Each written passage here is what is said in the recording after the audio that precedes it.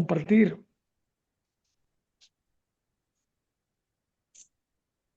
Bienvenido entonces a nuestro programa Debate y Consenso, por acá por Washington TV, la televisión del Oh, futuro. ok. Aquí lo tengo. Vamos a ver si puede entrar.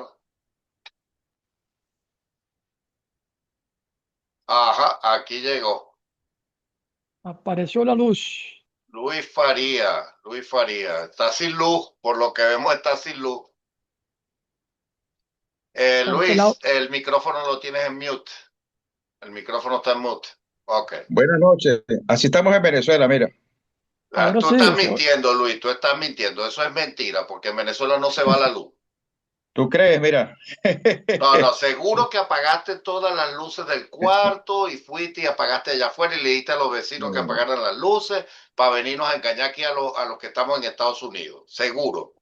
Bueno, te puedo mostrar aquí por la ventana el estacionamiento de mi casa. Muéstramelo, porque sería interesante para que la gente vea que no se habla todo tontería. Bueno, mira, déjame poner aquí cambiar la pantalla para allá.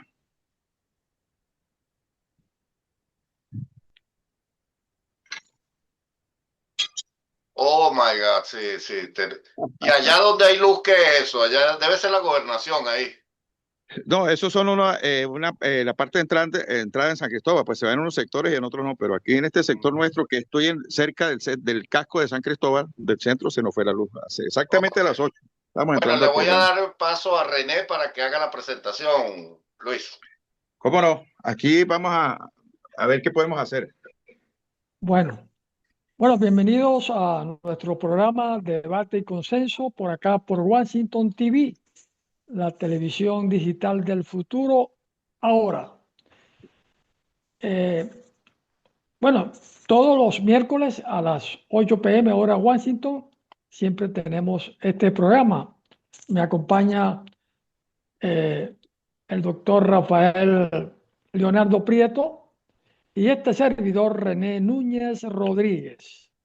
Hoy tenemos un invitado con unas características variadas muy interesantes, Leonardo, porque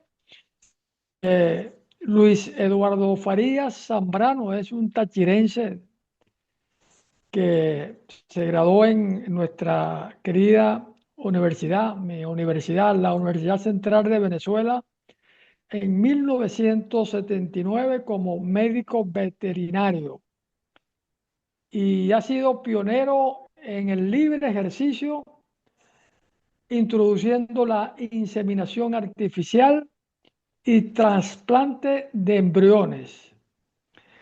Ha estado en la dirección del Colegio de Médicos del Estado Táchira y también de la Federación Nacional de Ganaderos, Fedenagas. El hombre también es ganadero.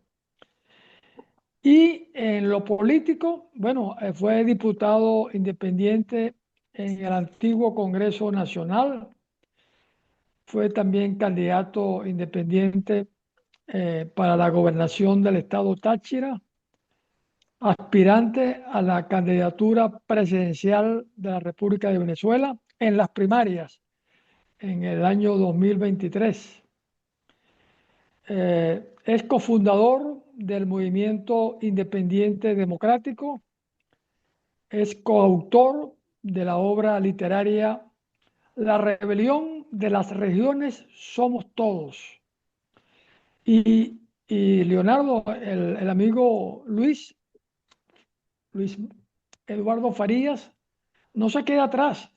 Está haciendo un diplomado de inteligencia artificial. No quiere el hombre Oh, quedarse rezagado, no quiere rezagarse en la innovación y en el progreso de lo que la televisión del futuro, ahora Washington TV, ya arrancó hace unos cuantos meses. vamos a tener que Bienvenido. traérnoslo para acá, ¿vale? Vamos a tener que traérnoslo para acá. Es más, lo voy a comprometer desde ahorita que si puede hacer algún programa sobre ganado y eso, sería interesante. Programita semanal los domingos sobre ganado, como el cuidado del ganado. Bien interesante porque tenemos una comunidad ganadera muy amplia, está desde Centroamérica, en México, en Salvador, en todos esos lugares. Pero bueno, bienvenido Luis, muchísimas gracias René, tremenda presentación. Eh, Luis viene recomendado por un amigo que no lo vamos a nombrar. Un paisano, un paisano. Sí, y bueno, Luis, esta es tu casa. Explícanos qué vienes a hacer tú aquí, qué nos vas a contar. Bueno, primero agradecido contigo y con tu canal por darnos esta ventana para seguir transmitiendo nuestras inquietudes al mundo, ¿no? Y a los venezolanos también. Efectivamente, mi actividad profesional en la medicina veterinaria me llevó al campo a ser ganadero a orillas del río Arauca, en plena zona guerrillera, donde manda el ELN y las FARC colombianas. Y esas unidades de producción, como les informé, se perdieron, pues consecuencia de la inseguridad. Yo salí de mi finca con varias personas fallecidas, entre ellas un primo hermano mío.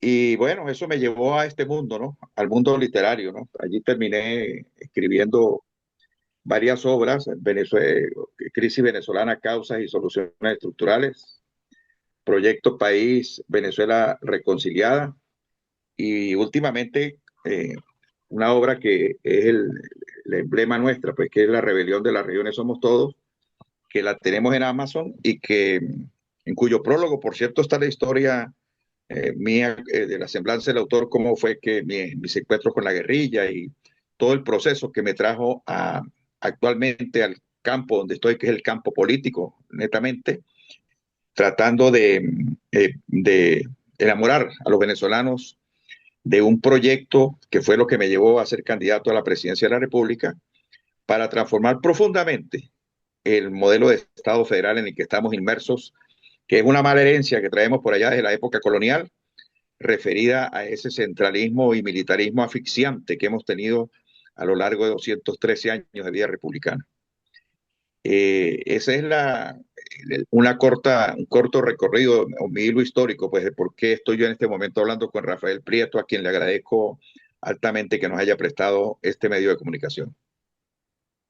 Bueno, Luis, mira, de verdad que dijiste en tu presentación que había sido secuestrado. Sí, fui secuestrado y liberado muy rápidamente, entre otras cosas porque el guerrillero que me secuestró, el comandante Santiago de la FARC, en aquel momento, eso fue hace aproximadamente unos 24, 25 años, tenía una hija de él estudiando en una escuela que había hecho yo en mi finca. Y entonces, cuando enseguida que llegué al secuestro, el hombre manda a buscar a su hija a la escuela. Y cuando al fin yo conozco al hombre, pero yo ya sabía que su hija estudiaba en la escuela, bueno, ahí empezamos nuestra negociación con una discusión. Y yo le decía que mi labor social en esa zona había sido tan buena, que su hija estaba estudiando en una escuela que yo había fundado en un terreno que había regalado en mi finca. Y fue cuando el hombre se enteró que tenía secuestrado a Luis Valo Farías. Y entonces, bueno, dijo, bueno, aquí hay una confusión. A la final salí el mismo día, me mandaron incluso con escoltas de la guerrilla de retorno a mi otra unidad de producción, que era de donde me habían extraído, y logré solucionar el problema sin graves consecuencias económicas, pues gracias a esa inversión social que se hizo en mi finca de una escuela que nos construyó el presidente Lucinchi en la época en que él era presidente, y sigue siendo la única escuela, por cierto, que está en esa zona fronteriza del Nubla, ¿no? A orillas del río Arauca, en el Cutufí. Me dijeron también que tú Luis, tenías un proyecto para el país. Háblanos un poco de eso. Sí, bueno, a raíz de estos niveles de inseguridad tan grandes que nos hicieron perder nuestras unidades de producción, nos dimos a la tarea de investigar por qué el Estado venezolano nos había tenido tan abandonados en esa zona tan remota del país. Y eso me llevó a estudiar, a preocuparme por la política. Y en ese estudio he conocido muchísimas personas a lo largo de tantos años y conformamos un equipo de tachirenses que nos dimos a la tarea pues de investigar eso, y como conclusión de ese gran trabajo de muchos años nació pues la primera obra nuestra, que es esta de Crisis venezolana, causas y soluciones estructurales, y nosotros identificamos allí algo que muchos venezolanos comparten con nosotros, que la causa estructural de la crisis venezolana está basada básicamente en el gran caudillismo, la gran concentración de poder que todos nuestros 48 presidentes han tenido a lo largo de 213 años de vida republicana, y en todos ha privado tres características básicas: una gran concentración de poder en la presidencia de la República, una economía centralizada en esa presidencia o en esa cúpula y un modelo educativo también centralizado y dependiente de esa cúpula. De manera pues que siempre todo gira alrededor de una persona o de un grupo muy pequeño de personas.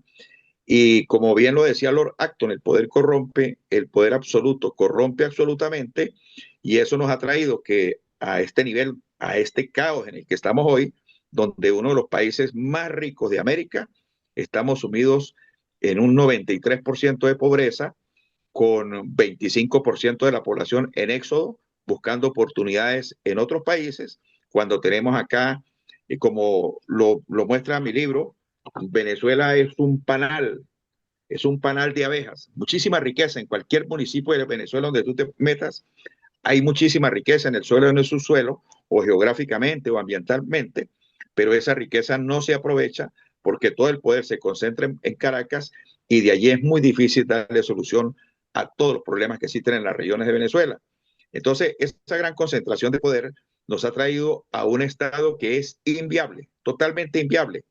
De hecho, yo les envié una imagen por allí, no sé si es posible ponerla donde está el hilo histórico de Venezuela en los 213 años de vida republicana. Déjame ver. Es una donde están todos los presidentes de Venezuela, ¿sí? Bueno, en esa imagen nosotros reflejamos cómo durante 213 años de vida republicana solamente hemos tenido escasamente 20 años de paz y prosperidad referidos al lapso de tiempo entre el 58 y el 78, lo que conocemos como el Pacto de Punto Fijo. Los primeros 20 años del Pacto de Punto Fijo han sido, a lo largo de 213 años de vida republicana, la mejor época que ha vivido Venezuela. Salimos de esa época militarista que terminó con Juan Vicente Gómez. Básicamente, bueno, a esto se llegó, en esto es que estamos ahorita, esto se llegó, pero yo otra imagen por allí que es la que quisiera, donde está el hilo histórico de todos los presidentes, y allí vemos en esa imagen cómo en estos 20 años, del 58 al 78, fueron los mejores índices en Venezuela que tuvimos de bienestar, de escuelas rurales, electrificación de todo el país, pero ese proceso de bienestar que cumplimos en Aquí esos 20 años. tenemos una lámina, aquí vemos todos tus libros. Tienes la rebelión de las regiones, es decir, rebelión de las regiones somos todos, la rebelión de las regiones, megacrisis, no leo porque lo veo muy chiquito, Proyecto País Venezuela, y el de azul es el del panal de las abejas, ¿no? Que es Proyecto País Venezuela Sí. también. Bueno, el caso es que a partir del año 78, Venezuela comienza nuevamente, primero pasamos el primer periodo, que es esta época militarista, desde la independencia hasta el año 58, ¿sí? Que terminó con Marcos Pérez Jiménez. Viene el Pacto de Punto Fijo, dura 20 años, y en el 78 Venezuela nuevamente comienza a hacer aguas, comienza a fallar su estructura, y tenemos una cifra por allí del Banco Interamericano de Desarrollo para esa época, del año 1978, donde Venezuela ya tenía para ese momento 54% de pobreza. Esa lámina se la pasaste a René, no la tengo yo aquí. Eso es correcto, se la pasé a René. Sí, no la tengo yo aquí, pero está bien. Bueno, no importa, síguela. Ok, 54% de pobreza para el año 78. Y lo significativo de esto es que para ese año teníamos nosotros 78 años extrayendo petróleo, poniendo en cuenta que el petróleo comenzamos a extraerlo en Venezuela de manera comercial en la época de Juan Vicente Gómez, a inicios de siglo. Bueno, 54% de pobreza en el 78, eso dio origen, ese descontento que se generó después del Pacto de Punto Fijo, que es lo que nosotros llamamos la época de la decadencia de la democracia en Venezuela, y cuyo parteagua fue el Viernes Negro, en febrero de 1983. De allí para abajo, Venezuela comenzó en decadencia hasta que apareció, entre comillas y subrayado, El Salvador, ofreciendo revertir esta situación, y resulta que no la revirtió. En el 98 se hace presidente de la República el teniente coronel Hugo Chávez Frías, y hoy en día, 26 años después, tenemos a Venezuela con unos índices del 93% de pobreza y el 25% de la población huyendo en desbandada, buscando oportunidades en otros países. Este pequeño recorrido histórico nos demuestra a nosotros que dentro de este modelo de Estado federal de poder totalmente concentrado y centralizado en Caracas, hemos traído a Venezuela a este caos en el que estamos actualmente, y es la propuesta que le estamos haciendo a los venezolanos, que esto no se soluciona cambiando un presidente por otro presidente, sino que realmente tenemos que ir a un poco más allá, o bastante más allá, que es el cambio de este modelo de Estado que nos tiene unidos, metidos en este caos, por un Estado federal de poder descentralizado, donde realmente se le dé poder a las regiones para que allí se comience un gran proceso de transformación que genere riqueza en las regiones, pero esto amerita un gran cambio, no solamente constitucional, sino en la mentalidad de la dirigencia política venezolana, para que eso nos lleve a un país del primer mundo, como es el país donde tú estás en este momento, que es un Estado federal de poder descentralizado, donde realmente la riqueza la generan son los ciudadanos y no el Estado, como sucede en Venezuela. Bueno, René, te hago el pase. Excelente, excelente, Luis. Compartimos esa apreciación. Creo que hemos estado desde hace mucho tiempo también apuntando hacia el verdadero problema que hemos tenido como país, porque a pesar que hemos sido ricos de cuna natural, bueno, nos ha faltado esa dirigencia, ese cambio cultural para lograr lo que en una oportunidad a través de no sé si tú te recuerdas de la COPRE, hubo intentos de hacer una serie de reformas estructurales, pero como siempre ha habido el rechazo, la resistencia a los cambios por eh, ese celo que han estado entre los partidos mayoritarios, porque han partido de la subcultura de que si el otro hace muy buenas obras, ellos no tienen la oportunidad de llegar al poder. Y así se nos pasó gran parte de los 40 años. Pero quería preguntarte, porque ya que está en ese tema y eres tachirense, tengo una curiosidad política. El Táchira es uno de los estados de Venezuela pues, que ha estado en el poder. Tachirenses han estado en el poder. Y la pregunta es, ¿el Táchira se sintió beneficiada con su hijo pródigo en el poder, que gobernó 2 veces? Me refiero a Carlos Andrés Pérez. Bueno, la respuesta es un poquito más amplia que referir no solamente a Carlos Andrés Pérez, pero nos da pie para poder explicar lo que está pasando. Nosotros tuvimos el siglo pasado 7 presidentes gochos, tachirenses, 7, ¿sí? Y a pesar de 7 que gobernaron 70 años, ¿no? O sea, los 8 duramos gobernando el siglo pasado prácticamente 70 años, Venezuela. Sí, que los gochos son culpables de lo que estamos viviendo hoy. Así no, allá voy.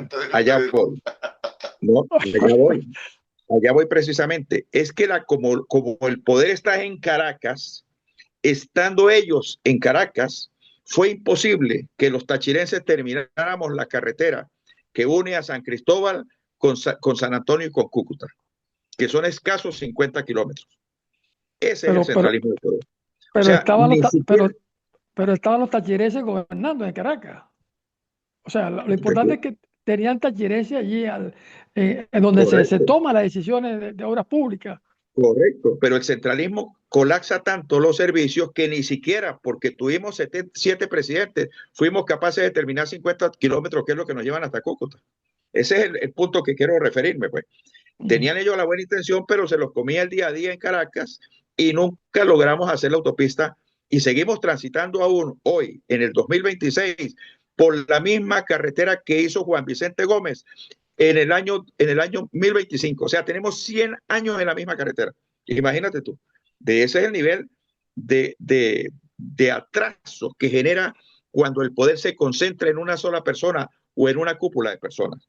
Y eso lo da el modelo de Estado federal de poder centralizado que hemos tenido en Venezuela durante 213 años de vida republicana, y que fue un mal legado, una mala herencia que heredamos de la colonia española. Luis, pero dame unas obras de esas importantes que hizo Carlos Andrés Pérez en su estado. Sí las No, hizo. sí, no, sí, sí hay obras, por supuesto que hay. Carlos Andrés Pérez, sobre todo en el segundo gobierno, que fue cuando lo tumbaron, eh, logró consolidar 5 agroindustrias importantes en el Táchira. Tenemos el Central Azucarero de Ureña, tenemos la procesadora de papa de La Fría, tenemos la industria del café en Rubio. Pero ¿cuál es el problema de eso? Que esos son empresas que las hizo el Estado y esa no es una función del Estado. Ahí es donde comienzan los problemas nuestros. Las funciones del Estado tienen que estar referidos a 5 procesos. Otorgar seguridad, obras públicas, justicia, orden y salud y educación pública. Eso es lo que Y, tienen que co- hacer los gobiernos. Las y cobrar industrias, impuestos. Y cobrar impuestos. los impuestos que Bueno, eso generan las entra dentro de actividades, la política fiscal. Bueno, o los sea, impuestos, No, así se llama, pero tienes razón, pero fíjate una cosa, que tú estás hablando de eso allí. Y yo creo que hay que ser más claro. El problema en Venezuela ha sido ideológico, que nos metieron una socialdemocracia que en Costa Rica, bueno, los estatutos de acción democrática fueron prácticamente copiados los estatutos de un partido de Costa Rica y nos metieron esa socialdemocracia donde nos enseñaban que el Estado era responsable de todo, que el Estado tenía que darnos todo, y eso destruyó el país, porque eso creó a ese venezolano que llegó incluso aquí a Estados Unidos a que le dieran alojamiento, que le dieran comida, que le dieran que... Eso, y eso hay que decirlo tajantemente, es decir, es el resultado de gobiernos con políticas de izquierda, es decir, ideologías de izquierda, que lo que hicieron fue deformar la sociedad venezolana como la han deformado en todo el mundo. bueno, Rafael, en nuestro trabajo, ¿sí? Que no es un trabajo solamente mío, es un equipo multidisciplinario, nosotros identificamos, está bien la ideología, a nosotros no nos gusta identificarlo tanto desde el punto de vista ideológico y te voy a explicar por qué.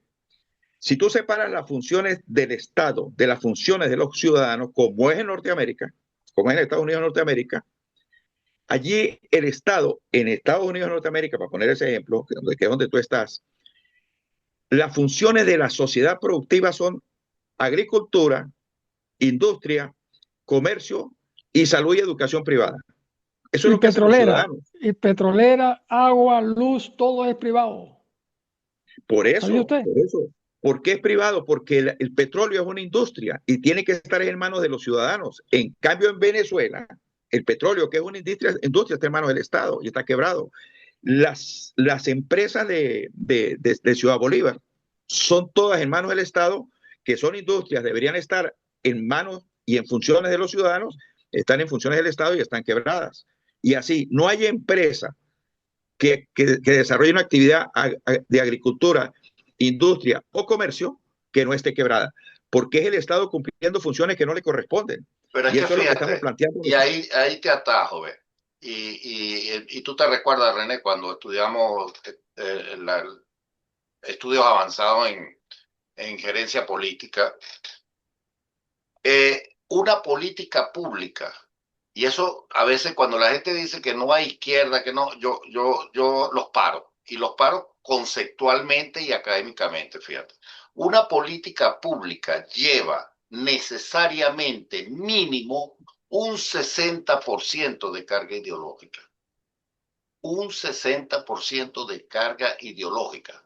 ¿Por qué? Porque la política pública se va a hacer en función a la carga ideológica y es por eso que aquí en Estados Unidos funciona. Cuando viene el Partido Republicano tiene como fundamento que la gente tiene que trabajar, que protege a la empresa, que no tiene que estar regalando muchas cosas porque si no hay deformaciones del ciudadano. Entonces, en Venezuela le tenemos miedo, y yo sé por qué, yo no le tengo miedo, pero le tenemos miedo porque en Venezuela lo que hay es izquierda contra izquierda.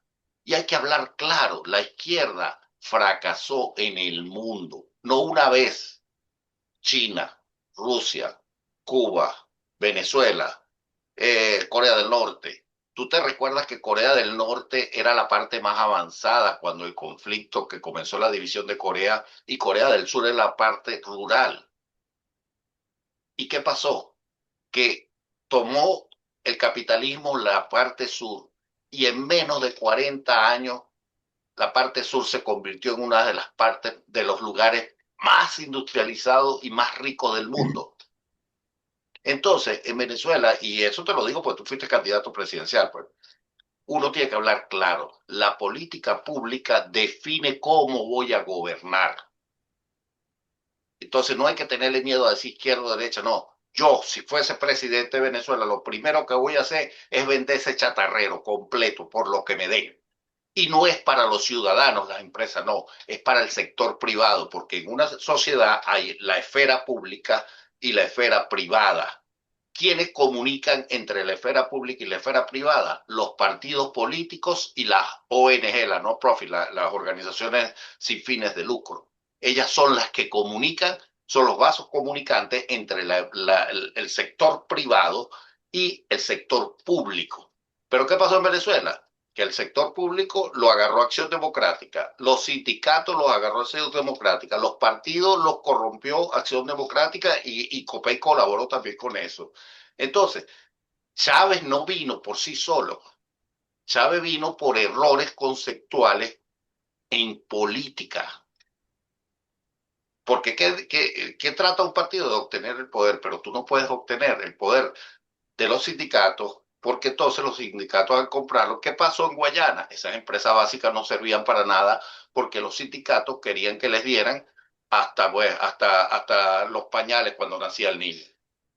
No, incluso Leonardo, que en las luchas de sindicales se caracterizaban por aquello, no a la privatización. O sea, el enemigo era la privatización, como si eso hubiera sido el diablo. El diablo ha sido el Estado que ha estado manejando lo que no sabe manejar, que son las empresas en sus manos. Es que el Estado no está hecho para manejar empresas, el Estado no está hecho para producir. Eso igual que el Banco Central. El Banco Central no debe producir dinero. ¿Cómo produce el Banco Central dinero? Cuando devalúa. Entonces, fíjate, las políticas fiscales que las debe regir el Estado, es decir, el Ejecutivo, las coordinaba con las políticas económicas que las debería de controlar el Banco Central de Venezuela. Entonces Venezuela nunca hubo separación de poderes, esa es la verdad, y por eso es que Chávez vino. Y ahorita en el nuevo gobierno que próximamente creo que vamos a tener en Venezuela, Dios mediante, tenemos que tener mucho cuidado, porque se puede tender a cometer los mismos errores. PDVSA no hay que recuperarla, PDVSA hay que venderla por lo que nos den.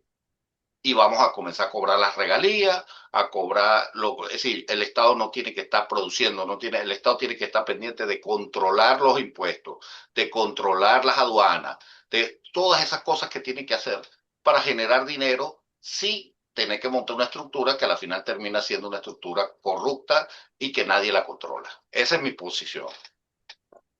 Bueno, permíteme darte nuestra visión, ¿sí? Acción Democrática nació en el año 58 y nosotros traemos el hilo histórico, que es lo que me gustaría que si consiguieran la imagen por ahí nos facilita mucho la explicación. El hilo histórico nuestro es que la propiedad de la tierra, del suelo y del subsuelo en Venezuela pertenece al Estado desde antes de la época colonial, incluso cuando el rey Carlos II, perdón, se le ocurrió, ¿sí? Que era el que estaba financiando los viajes de las tres carabelas para acá para que descubrieran América, se le ocurrió decir, bueno, los viajes los voy a pagar yo con la riqueza de esos países, de esas tierras que se están descubriendo, que son muy ricas en oro y plata. Por lo tanto, todo el oro y la plata que está en el suelo y en su suelo pertenece al rey. Y hizo una disposición que después se puso en la Carta de Indias. Esa disposición del rey Carlos II de hace casi 800 años es la que hoy sigue rigiendo en Venezuela, de manera que todo lo que esté en el suelo y en el subsuelo pertenece al Estado. Entonces, ahí voy, para que tú te des cuenta que yo no estoy en contra de las ideologías, pero lo que te quiero decir es que el tratamiento que nosotros le estamos dando a este tema tiene que ver con la concentración de poder y la concentración de funciones en el Estado que no le corresponden al Estado. Pero es Y que eso es lo que nos mantiene. eso es ideológico. Bueno, pero Un Estado federal, un Estado republicano, trata de no tener concentrado el poder. Es un Estado más pequeño, es un Estado que... Rafael, y eso es lo que estamos planteando nosotros. Entonces, pero ¿cómo lo son identificamos socialdemócratas, pregunto. No, nosotros no estamos con ideologías, estamos hablando desde el punto de la No, pero administración del poder. no sé, ojo, y te lo estoy hablando porque para mí es importante, para creer en un proyecto, cuáles son los fundamentos filosóficos que sustentan su doctrina.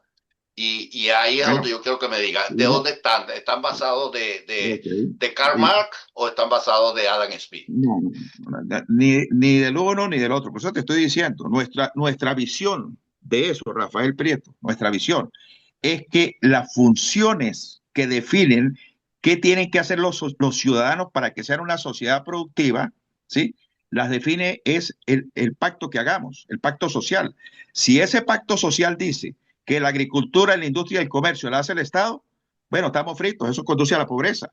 Ahora, si en ese pacto social dice que las funciones del Estado corresponden a dar seguridad, obras públicas, justicia y orden, para que Luis Farías pueda hacer en su finca agricultura, industria y comercio, ese país es un país rico.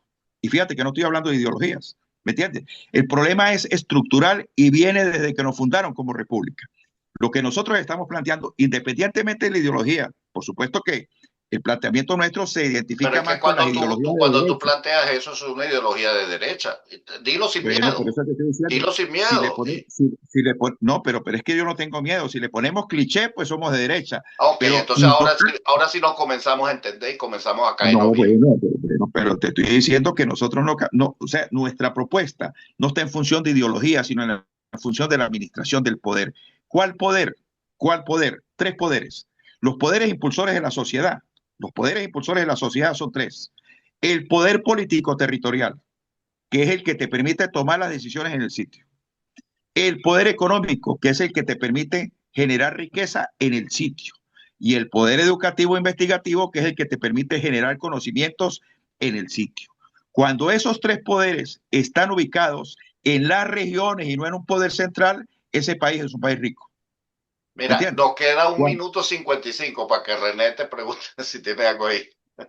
Ok. Mira, entonces, de Luis, eso se trata. Es un cambio no solamente de presidente, sino cambiar el modelo de Estado que nos ha regido como sociedad, y eso tenemos que impulsarlo nosotros de abajo hacia arriba. Yo les acabo de hacer llegar un documento, cuando termine el programa lo leen, de una propuesta que le estamos haciendo a María Corina. Sí, ok. Estoy de acuerdo contigo, Luis. La estructura del Estado es lo que tenemos que cambiar. Y la desconcentración, descentralización política administrativa del Estado, llevarlo a los estados, a las regiones, para que ellos administren sus políticas, todo lo que tiene que ver con su población.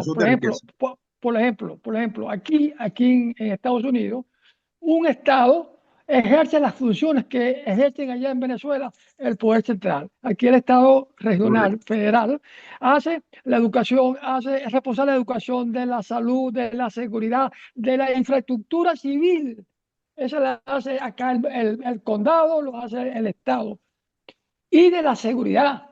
Y responsable de la justicia. Y tiene sus propias cortes. Y por eso es que funciona este país.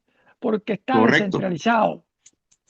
Correcto. Y hacia allá tenemos que ir. Esa es la propuesta. Mira, René, no queda nada. Hay que despedirse. Estado, y esto se llama, Luis, un Estado federal. No lo que dice la Constitución nuestra. Despídanse, no nos queda tiempo. Vamos a tener que hacer otro programa, Luis, porque el tema está muy bueno. Por eso es que esto se llama debate y consenso. Muchísimas gracias, René. Estamos agradecidos, Luis, por tu conversa, y más adelante pudiéramos ampliar ya en detalle esta interesante autocrítica país. Chao. Gracias. Nos vemos.